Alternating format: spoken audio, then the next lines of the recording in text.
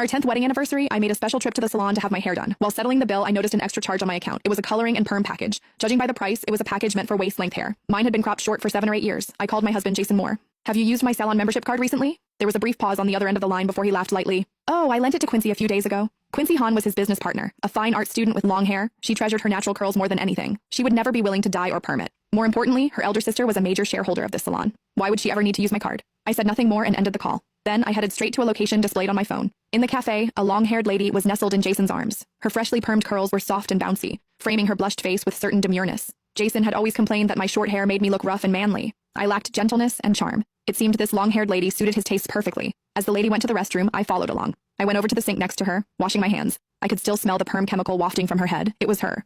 Our eyes met through the mirror. I could see the fluster in her eyes, and she subconsciously washed her hands more quickly.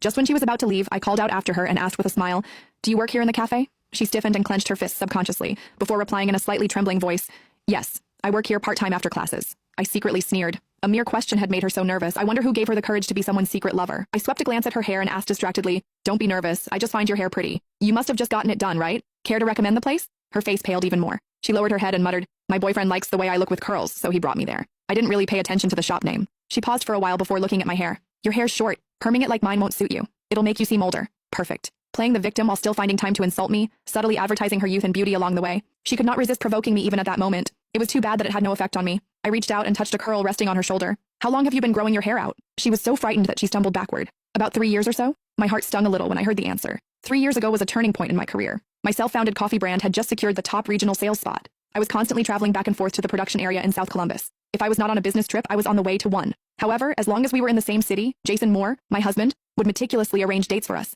making me feel touched yet guilty. I asked him once if he would blame me for putting my career first. He replied with a smile, "Just go ahead creating history. I have your back." I knew juggling a career and family was not at all easy. I had always felt guilty about it. However, at that moment, I finally understood that all the guilt I had was just a joke. He was never sacrificing himself. I composed myself and massaged my temples, trying to hide the emotions in my eyes. I accidentally noticed the necklace around her neck. I snickered and said with amazement, "Your necklace is gorgeous. It's one of Ian Christie's works, right? Must be expensive." The necklace was way too familiar to me. It was a coming-of-age gift from my mother, a masterpiece from the independent jeweler, Ian Christie. It was also a gift for me when I won the barista championship. It went missing when we moved, and I was sad about it for a very long time. Jason consoled me by saying that the necklace no longer suited my style and that I should just let it go. I was so mad at him for not understanding how important the necklace was to me. As I thought back about it, it truly was comical. It was just his tactic to steal from me, then pretend to comfort me. Philippa Sanders subconsciously touched the necklace. Her eyes looked shifty and her lips quivered, yet she could not find a single word. Just at that moment, someone called her name. Relieved that rescue came just in time, she muttered a goodbye and quickly left. Seeing her fleeing the scene in a panic, I smirked. I distractedly dried my hands before I left the restroom.